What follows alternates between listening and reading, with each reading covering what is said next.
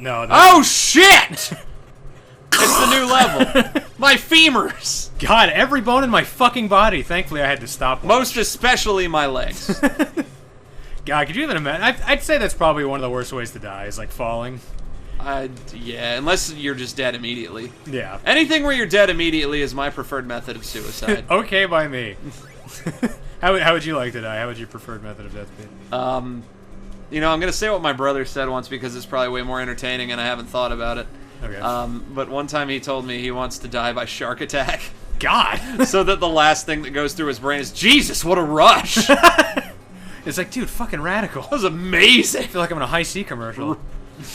I feel like I'm at the high seas. Don't you remember all those high seas commercials in the early 90s where kids got fucking gored by sharks? It was a pretty popular trope at the time. Right. Kids getting gored by sharks. Yeah. That's my indie band.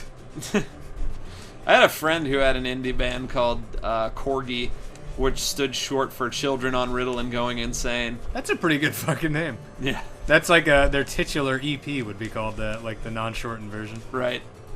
This this hallway looks difficult, but if you like just stop and kill the flea men as soon as they drop, it's right. After that, it's fucking impossible. You miss one though. Yeah, that's true. You miss one, and it's fucking go time. The hardest boss in the game right here. Woo! I think that was him saying that actually. Yeah, he's like, "Hey, dude, right here." Hey, welcome.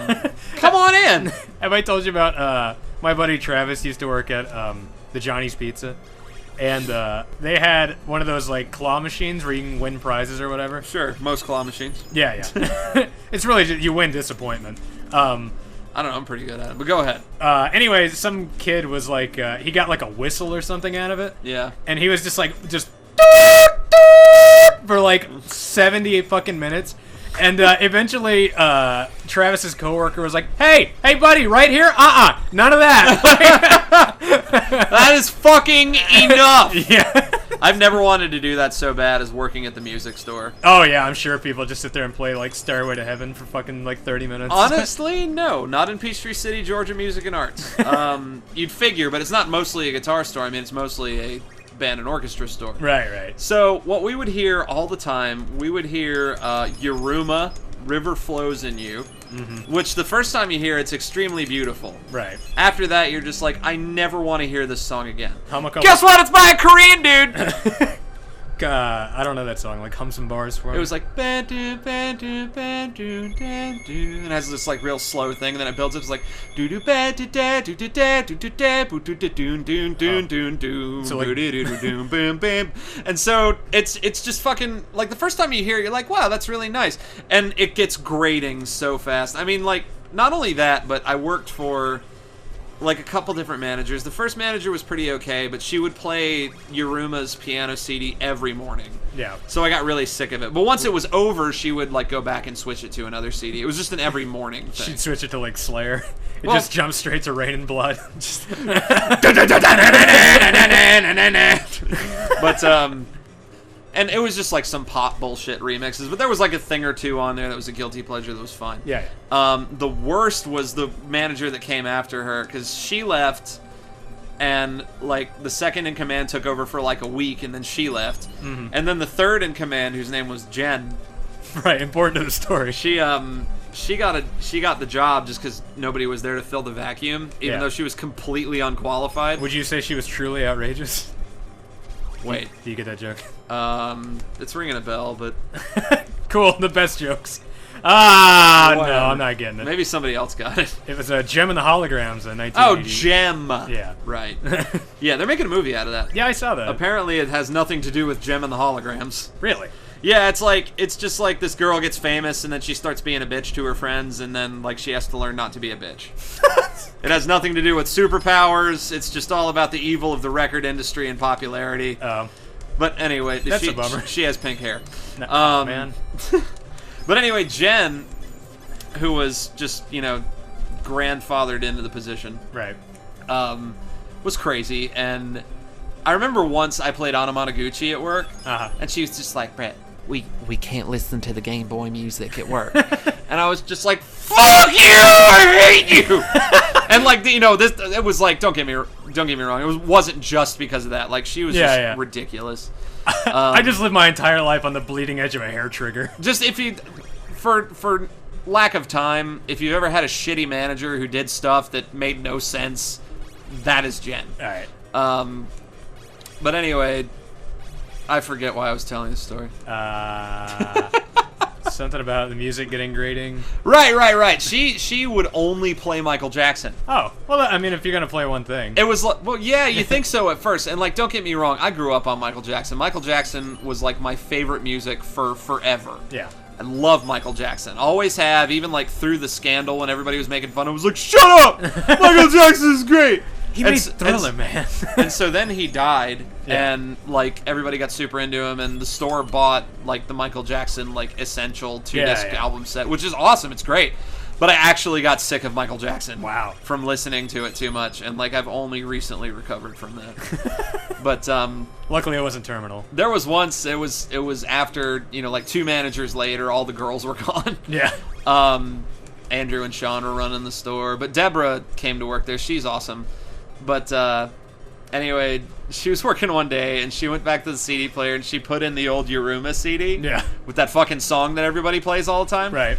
And you like drove her through the front counter? No, that was my fantasy with Jen. I wanted to give her a swinging neck breaker through the display case into all the guitar pedals. It's a good thing you weren't her manager, because that would have been a very confusing, like, 90-day review. Right. Listen, every time you play that fucking CD, I just want to give you a spinning neck breaker. Swinging, sorry. Anyway. I'm no wrestler. I am not, but I want to be. And I have some formal training. Here's a picture. Anyway, so she puts in the CD, and like I hear the opening notes like, yeah, and I just stare her down. And she's like, what? And just like without a word, I go back to the back room. I open the CD player, take out the Yuruma CD. I come back out. I'm holding it between my 2 fists. Yeah. I look her straight in the face and broke the CD in half and threw it in the garbage. Nice. I don't like your Roombas, what I'm getting at, whatever your name was. I wasn't listening. Yeah, there was that, and there was Heart and Soul. Nice. That was the worst, because every kid in the world knows it. Like, even kids who've never played piano, they just come in and do-do-wap, do-do-wap, do-do-wap. And I'm like, why? Why would you do? Why are you doing this? Why? That's the one you can play with your knuckles. No, that's like. Yeah, we would get that from time to time, but it wasn't really a song, and like nobody could ever get through playing that, and there weren't lyrics and shit. Yeah. But it got to the point where like, a teacher would call, and they'd be like, "Hey, do you have sheet music for Heart and Soul?" And I'd be like, "I'm sorry, I'm personally against ordering that for anybody. I don't want anybody else to ever learn that song again." What was their general reaction? Well, I wouldn't say that. I would put the phone down. I would laugh to myself for about 30 seconds. Right. Then I would pick it up and be like, yeah, we can't order that. There was once when I was working at the theater, and I was going to Central Educational Center, where Mark Ballou was our administrator. And his wife called, because apparently the school would occasionally get in touch with the theater and get some like leftover popcorn or whatever. Right. And so they called, and I happened to answer the phone, and she was like, this is whatever his wife's name, Baloo. Yeah. We're calling to see if we might, come get some of the popcorn you don't use tonight for a faculty meeting or some event or something tomorrow. And I just put the phone down. Because, your fucking husband's been getting on my nerves lately. Let's pick it back up. Nope, sorry. Right. Can't help you. That was when you were working in the movie theater. Right. I don't think really... It was a fucking great job, actually. Calling it a bag of popcorn doesn't really do it justice. It's like literally a garbage bag full of popcorn. Yeah, it was fucking a garbage bag full. How much do you think it would have cost to like buy that popcorn at the movie theater? If you like broke it up into large size popcorns, at least $100. Wow. But that's movie theater popcorn. Yeah. So next time on Brett's Play, we'll talk about inflation, the recession, and first I want you to go to your window, open it, stick your head out, and yell, "I'm as mad as hell, and I'm not going to take it anymore." Oh, no! Like you got company. Wait a minute. It's confront Baron here. Oh, no! Oh, the official here. Bad time to be a ref. Oh, no! Oh, my God. Oh, my God. Did you see that? Unbelievable. This big monster here. My God. Folks, there's going to be more than this. You can bet your bottom dollar.